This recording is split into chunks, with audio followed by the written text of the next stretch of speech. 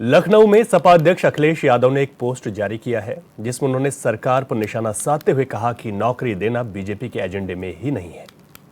हमें ऐसी अनुपयोगी सरकार नहीं चाहिए। सालों साल या तो वैकेंसी नहीं निकलती या फिर परीक्षा की प्रक्रिया पूरी नहीं होती। उन्होंने कहा कि बीजेपी ने छात्रों को सड़कों पर लाकर खड़ा कर दिया।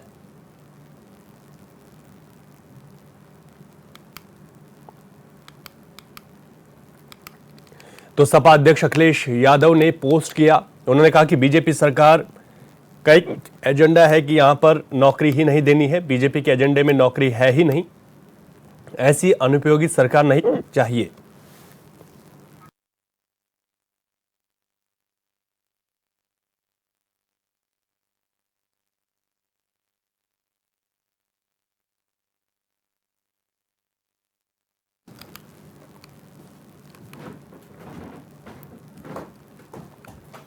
तो सपा सुप्रीमो अखिलेश यादव ने ट्वीट किया है और बीजेपी सरकार पर जमकर निशाना साधा है।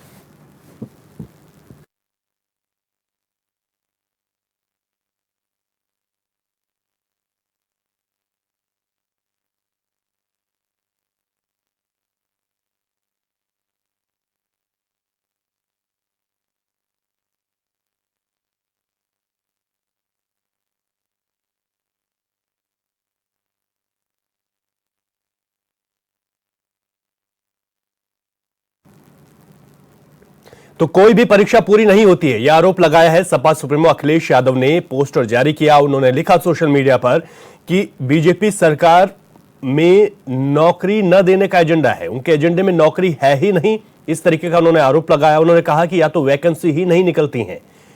तो यूपी में इस वक्त जिस तरीके से छात्रों का भी यहां पर हंगामा जारी है, आंदोलनरत है, उसी बीच अखिलेश यादव के इस ट्वीट पर एक बार फिर से सियासी जो हलचल है वो तेज हो गई है।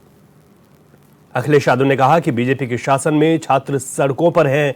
बीजेपी के शासन में वैकेंसी नहीं निकलती, कोई परीक्षा होती है तो पूरी नहीं होती है। यानी कि कुल मिलाकर अखिलेश यादव का यह ट्वीट अब यहां पर सियासत जिससे तेज हो गई है।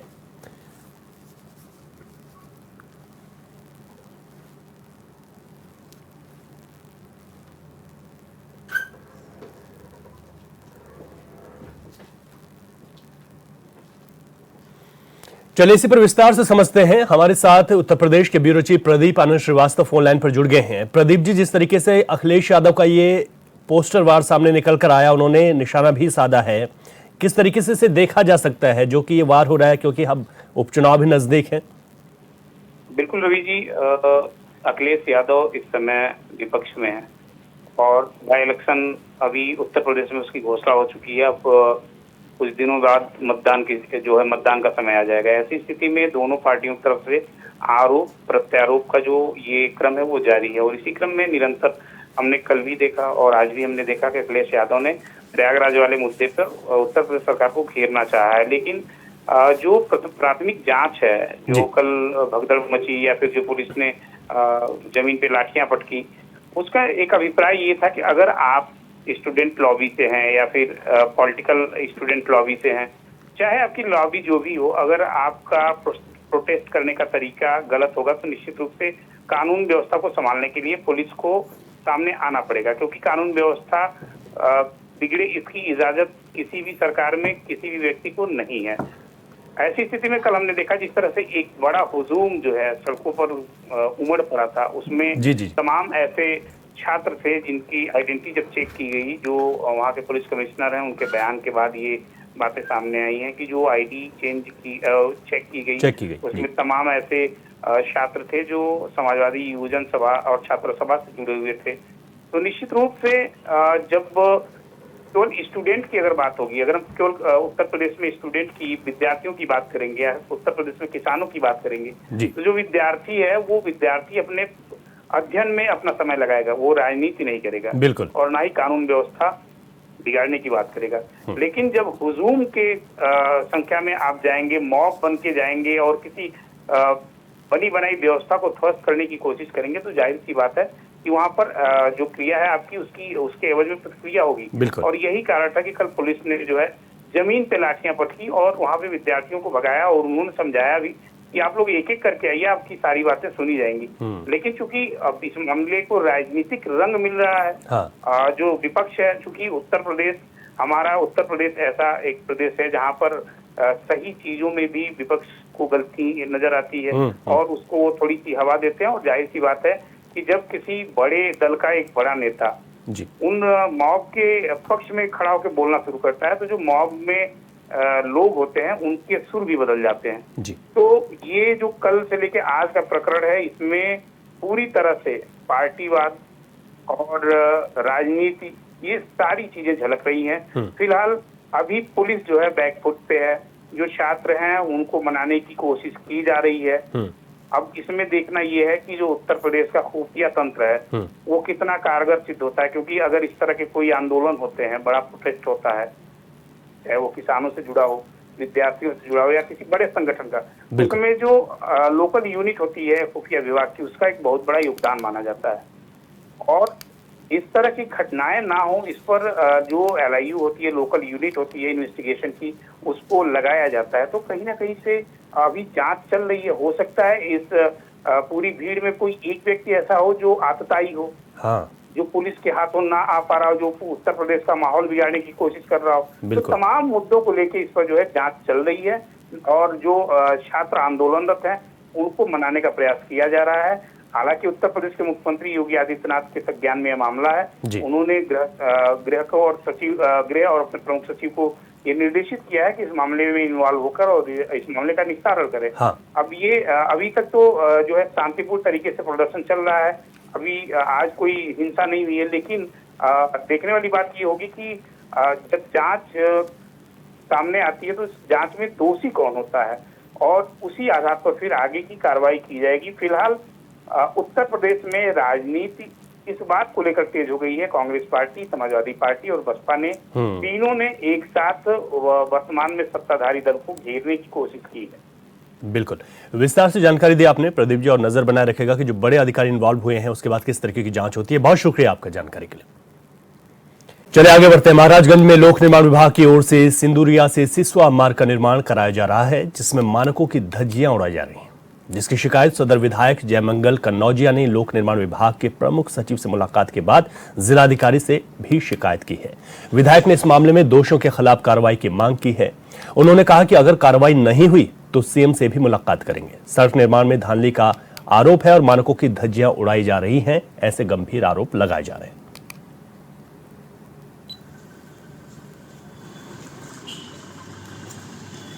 उस रोड पे जो गिट्टी पड़ा है, गिट्टी एक डाला का होता है, एक अहिरौला का होता है। अहिरौला का गिट्टी कच्चा होता है जो कभी किसी सड़क में प्रयोग में नहीं लिया जाता है।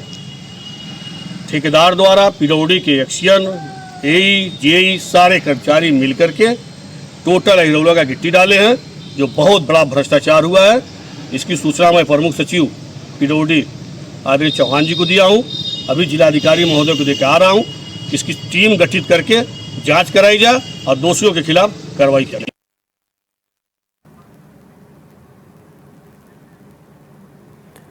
चलिए इस खबर को विस्तार से समझते हैं। हमारे संवाददाता ब्रिजेश गुप्ता हमारे साथ लाइव जुड़ गए हैं। ब्रिजेश, जिस तरीके से अनियमितताओं की बात आ रही है सामने और जो आरोप लगे हैं, इस पर क्या कुछ यहाँ पर अधिकारियों का भी कहना है और किस तरीके की अनियमितताएं देखने को मिल रही हैं? जी बिल्कुल रवि, आपको बता दें कि सबसे पहले जो सिसवा और सिंदुरिया मार्ग है, उस मार्ग को लेके जो है वहाँ की जो जनता थी वो काफी परेशान थी। उसके बाद जो है लगातार जो है इस बात की जो है जनता जो है लगातार जो सत्ता पक्ष के विधायक हैं और केंद्रीय वित्त राज्य मंत्री हैं पंकज चौधरी, उनसे बार बार निवेदन कर रहे थे कि बनवा दिया जाए। लोगों को आने जाने में काफी दिक्कतें होती थी, लेकिन जब उस रोड पे जो है रोड पे बाकायदा बजट आने के बाद जो है रोड को बनाया जाने लगा, तो जो ठेकेदार थे, जो वहाँ के जेई हैं और एई हैं, उनके द्वारा जो है जो गिट्टी डाली जाती है, वो विधायक जी के द्वारा कहना है कि अहिरौला की गिट्टी डाली जाती है। जो रोड पे तमाम चीजें होती है उस पे जो है अब मिट्टी डाली जा रही है। तो अनियमितता को लेकर जो है विधायक ने कल जो है प्रमुख सचिव को एक पत्र लिखा था और आज जो है जिला अधिकारी को पत्र लिखा है। तो कुल मिला के जिला अधिकारी के तरफ से अभी कोई आश्वासन नहीं मिला है। हालांकि PWD के जो एक्सियन है धर्मपाल सिंह, उनसे मेरी बात हुई तो उनका साफ तौर पे कहना है कि अगर डीएम के द्वारा कोई जांच कमेटी बैठाई जाती है तो जांच कमेटी जो है मेरे तक आएगा और जांच उसका किया जाएगा। जो ठेकेदार होगा, अगर ठेकेदार की गलती होती है तो उसके खिलाफ कड़ी कार्रवाई की जाएगी। जी रवि। ठीक है ब्रिजेश, आप कह रहे हैं कि कड़ी कार्रवाई की बात की जा रही है। यहाँ पर अगर अनियमितताओं को देखें अगर ग्राउंड पे, तो जो आरोप हैं वो कितने सही साबित होते हुए दिखाई देते हैं, उस पर क्या कुछ कहा जा सकता है अभी? बिल्कुल रवि, आपको बता दें कि पीडब्ल्यूडी में भ्रष्टाचार का कोई नया मामला नहीं है। हाँ। पीडब्ल्यूडी में भ्रष्टाचार जो है पहले से होता चला आ रहा है। हालांकि अभी कुछ दिन पहले ही जो है हम लोगों ने जो है एसएनएन की टीम ने जो है एक्सपीएम के खिलाफ खबर चलाई थी और एक्सपीएम ऊपर जो प्रमुख सचिव हैं उन्होंने संज्ञान लिया था और एक्सपीएम का यहाँ से तबादला हो गया था भ्रष्टाचार के मामले में। हालांकि रोड जो निर्माण हो रहा है, रोड निर्माण में भी जो है साफ तौर पे जो जहाँ गिट्टी डालनी चाहिए वहाँ जो है मिट्टी डाला जा रहा है। लेकिन अब जो वहाँ की जनता है, जनता को जो है तमाम समस्याएं होंगी अगर इस तरीके की जो है रोड बनेगा और रोड के बाद जो है वहाँ के लोगों को आने जाने में समस्या है। तो हालांकि कहीं ना कहीं अब सत्ता पक्ष के जो विधायक हैं, सदर के विधायक हैं जयमंगल कन्नौजिया, उन्होंने जो है जिला अधिकारी और प्रमुख सचिव को लेटर दिया है। तो अब देखने वाली बात यह होती है रवि कि उस पर जो है अभी जो भ्रष्टाचार में डूबे हैं उनके ऊपर ये प्रशासन और जो प्रमुख सचिव है वो कब कार्रवाई करते हैं। ये महत्वपूर्ण है ब्रिजेश, आप ये महत्वपूर्ण है जो बात आपने कही और आप इस पर नजर बनाए रखेगा, वो भी जानकारी आपसे लेंगे। फिलहाल बहुत शुक्रिया आपका। अगली खबर का रुख करते हैं। कानपुर में स्मार्ट सिटी योजना के तहत शहर में स्ट्रीट लाइट को लेकर बीजेपी पार्षद पप्पू पांडे ने मोर्चा खोल दिया। आरोप है कि नगर निगम ने घटिया स्ट्रीट लाइटों का इस्तेमाल किया है जिससे आग लगने का खतरा बना हुआ है। पप्पू पांडे ने इस मामले में मुख्यमंत्री योगी के साथ ही नगर आयुक्त को भी शिकायती पत्र लिखा है।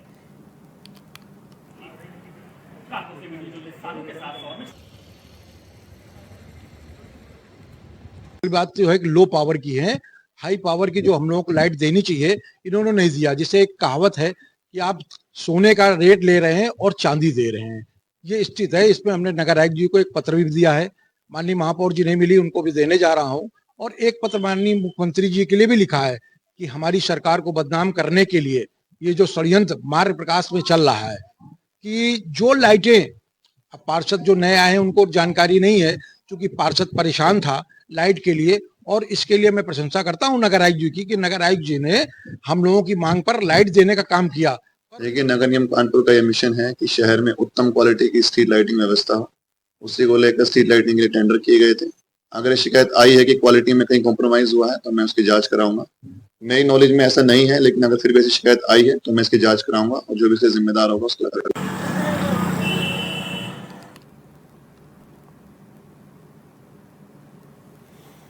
और अधिक जानकारी के साथ हमारे संवाददाता इब्ने हसन जैदी कानपुर से हमारे साथ लाइव जुड़ गए। इब्ने हसन, जिस तरीके से बीजेपी के ही पार्षद ने आरोप लगा दिए कि गुणवत्ता यहां पर नहीं देखी जा रही है, जो स्ट्रीट लाइटें लगनी चाहिए थी वो नहीं है बल्कि घटिया क्वालिटी की लाइट है। नगर निगम प्रशासन जो कार्रवाई की बात कर रहा है स्मार्ट सिटी पर, जो ये सवाल उठाए गए हैं, वो किस तरीके की कार्रवाई होगी? क्या कोई जांच यहाँ पर की जा रही है?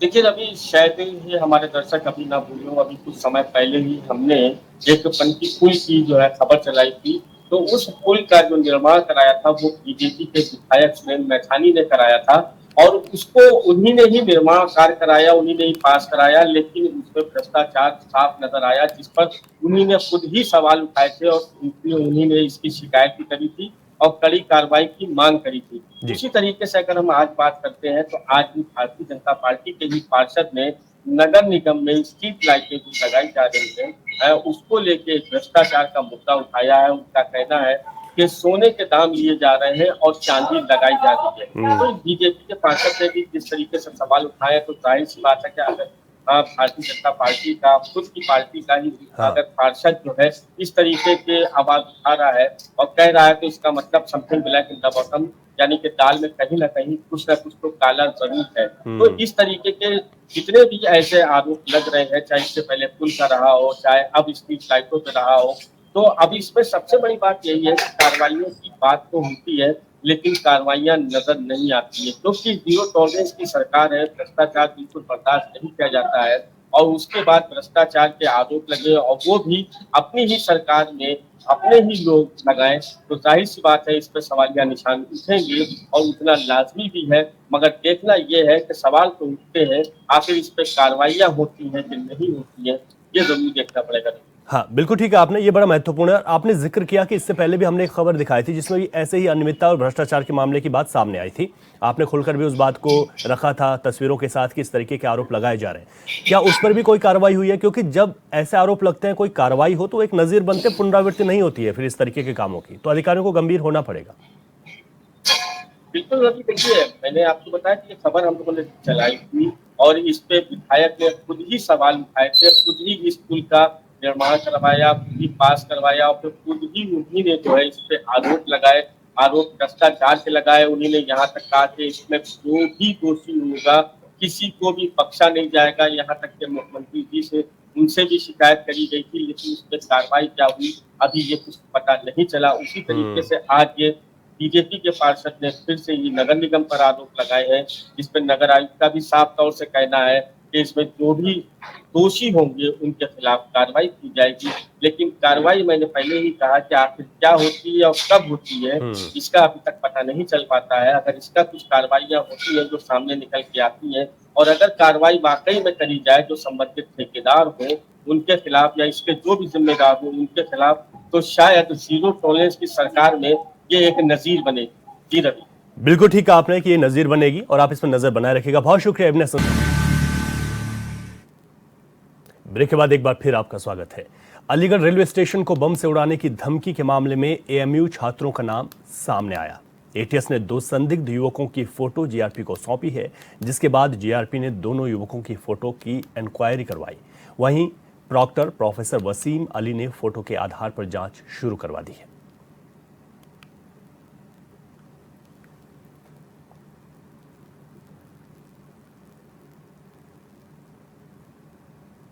जीआरपी से फोन आया और बाद में हमें 2 फोटो भी भेजा गया और उन्होंने अपना संदेह व्यक्त करते हुए ये कहा कि ये मालूम करके आप बता दें कि क्या ये एएमयू से जुड़े तो नहीं या एएमयू के छात्र तो नहीं है। हमने अपने रिसोर्सेज से पता लगाने की कोशिश किया, लेकिन अब तक के कोई भी आदमी उनको जो है पहचान नहीं कर सका है या बता सका हो कि ये यूनिवर्सिटी से इनका कोई ताल्लुक है, यानी वो यूनिवर्सिटी के स्टूडेंट हैं या यूनिवर्सिटी के मुलाजिम हैं या पहले कभी पढ़ चुके हैं, रह चुके हैं। इन सारी बातों के पास अब तक के हमारे पास कोई इनपुट नहीं आ पाया।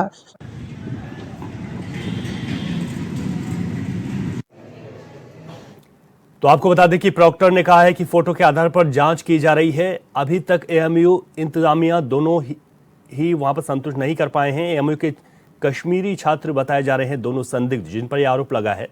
तो अलीगढ़ स्टेशन को बम से उड़ाने की धमकी से जुड़ा हुआ ये पूरा मामला है। 2 संदिग्ध छात्रों पर इंक्वायरी की जा रही है। एटीएस की जांच में एएमयू छात्रों का नाम सामने आया। इन दोनों छात्रों की फोटो जीआरपी को भेजी गई है। संदिग्ध युवकों की फोटो पर इंक्वायरी की जा रही है। प्रॉक्टर ने भी कहा है कि यहाँ पर हमारी ओर से भी इंक्वायरी की जा रही है जिस तरीके से ये फोटो सामने आई हैं।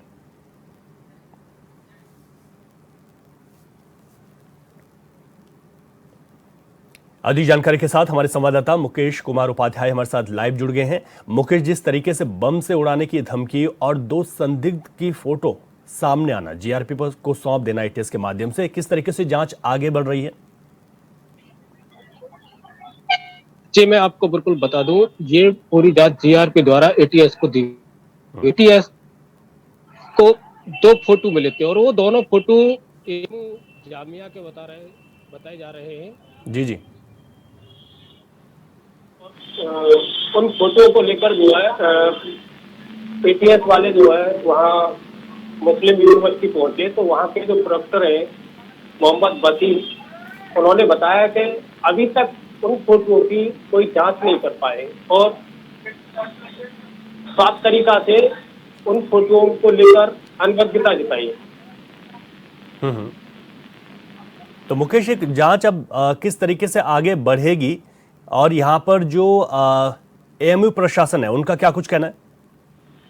जी बिल्कुल, मैं आपको बता दूं, एएमयू प्रशासन द्वारा जो है अगर एएमयू के प्रोफेसर वसीम अहमद हैं, अगर उनसे बात की गई तो उन्होंने बताया कि किस तरीका से एटीएस द्वारा हमें जो फोटो के बारे में अवगत कराया गया तो हमने अपने पूरे यूनिवर्सिटी परिसर में इन फोटो के बारे में जानकारी ली। अभी तक इन फोटो की एएमयू प्रोफेसर वसीम अहमद साहब द्वारा बात हुई तो उन्होंने बताया कि यह फोटो हमारी यूनिवर्सिटी कैंपस में कोई व्यक्ति नहीं है और न कोई छात्र है। ठीक है, आप बता रहे हैं कि उन्होंने कहा कि ये कोई छात्र नहीं है, लेकिन देखना होगा कि एटीएस किस तरीके से जांच आगे बढ़ाएगी। शुक्रिया।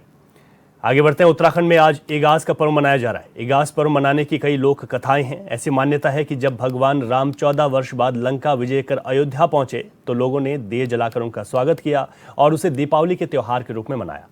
कहा जाता है कि पहाड़ी क्षेत्रों में लोगों को इसकी जानकारी 11 दिन बाद मिली, इसीलिए यहाँ पर दिवाली के 11 दिन बाद इगास पर्व मनाया जाता है। वहीं उत्तराखंड संस्कृति साहित्य एवं कला परिषद के उपाध्यक्ष मधु भट्ट ने जानकारी देते हुए बताया कि संस्कृति विभाग की तरफ से पूरे प्रदेश में अपनी भाषा और पारंपरिक वेशभूषा की टीमें लोगों के बीच गई हुई हैं और धूमधाम से इगास पर्व को मनाएंगी ताकि लोग अपनी संस्कृति से जुड़े रहें।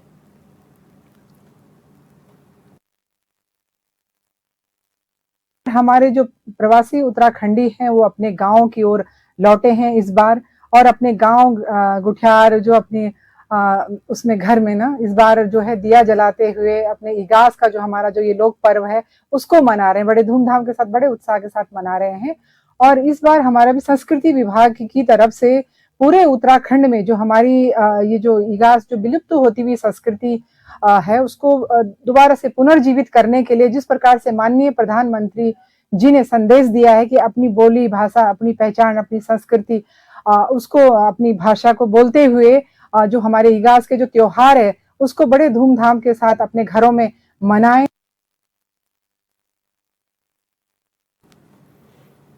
तो आपको बता दें कि उत्तराखंड में 11 दिन बाद यानी कि एकादशी के दिन बूढ़ी दिवाली इगास का त्योहार मनाया जाता है। और जो तस्वीरें आप देख रहे हैं, क्योंकि भैलो जो बनाया जाता है उसको खेलने की आज परंपरा है और इस तरीके की रौनक उत्तराखंड में देखने को मिल रही है।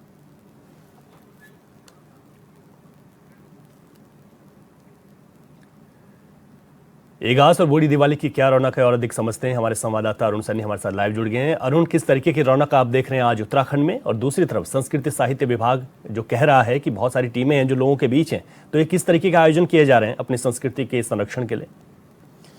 जी रवि, बिल्कुल देखिए, इगास पर्व बड़े ही धूमधाम से उत्तराखंड में मनाया जाता है और इगास को लेकर कई तरीके से जो है कार्यक्रम भी हो रहे हैं। साहित्य संस्कृति विभाग की तरफ से भी कार्यक्रम हो रहे हैं और जगह जगहों पर जो है इस तरीके के तमाम कार्यक्रम इगास को लेकर जो है वो किए जा रहे हैं। इगास की अगर बात की जाए तो इगास को लेकर कहीं कहानियाँ भी हैं और कई तर्क भी हैं कि किस लिए इगास जो है वो मनाया जाता है। और उत्तराखंड का लोक पर्व इगास है और ऐसे में एक मानना ये भी जाता है कि जब भगवान श्री रामचंद्र अयोध्या लौटे थे तो तब जो है 11 दिन बाद जो है सूचना गढ़वाल तक पहुंची थी और इस वजह से जो है तब लोगों ने खुशियां मनाई और इसे सेलिब्रेट किया। तो ऐसे में उत्तराखंड ने अपने ढंग से जो है दिवाली मनाई और खुशियां जाहिर की, उसे भैलो खेल करके जो है इगास मनाने का काम किया। इसी के साथ ये भी कहा जाता है कि जब गढ़वाली फौज जो है वो लड़ाई करने के लिए गई थी चाइना के बॉर्डर पर और तब वीर माधो सिंह भंडारी ये उनके सूचना आई थी कि उनकी जो है वो शहीद हो गए हैं, लेकिन उसके बाद 11 दिन बाद पता चला कि वो जो है जिंदा है। तो फिर जब वो वापस लौटे तो लोगों ने खुशियां मनाई और खुशियां मनाकर जो है दीप जलाए। तो इसी तरीके से कई कहानियां हैं, जो कई कहावत है जो है कि इस तरीके से इगास मनाया जाता है। और इस दिन जो है लोग अपने घरों में पकवान बनाते हैं, जैसे दिवाली पर पकवान बनते हैं उसी तरीके से जो है इगास का पर्व मनाया जाता है और लोग जो है दाल की पकौड़ी बनाते हैं। इसी तरीके से पकवान सुहाली मीठी जो इस तरीके के तमाम पकवान जो है लोग बनाते हैं और बड़े ही धूमधाम से इगास का पर्व मनाया जाता है। और भैलो खेल करके लोग जो है अपनी खुशियां जाहिर करते हैं और अपनी खुशी जो है मनाते हैं। और इसको लेकर कई जगहों पर कार्यक्रम भी है और अब बड़े व्यापक स्तर पर इगास का जो पर्व है वो उत्तराखंड में मनाया जा रहा है। और मुख्यमंत्री पुष्कर सिंह धामी भी आज कई कार्यक्रम इगास के उन्होंने किए। उत्तरकाशी में वो पहुंचे, वहाँ पर इगास के कार्यक्रम में शामिल हुए। इसी के साथ शाम को भी जो है इगास के कार्यक्रम है और इगास की का अवकाश भी जो है पहले से वो घोषित किया गया और कई वर्षों से जो है इगास की छुट्टी भी घोषित की गई। तब से काफ़ी ज़्यादा लोग जो है इगास को लेकर बड़े व्यापक स्तर पर इगास जो है मनाने लगे हैं और इगास का पर्व बड़ी धूमधाम से अक्सर जो है वो हर वर्ष मनाया जाता है। बिल्कुल अरुण, ठीक है आपने कि सरकार की ओर से भी तैयारियां रहती हैं कि इस पर्व को, लोक पर्व को बड़े धूमधाम से मनाएं। बहुत शुक्रिया आपका।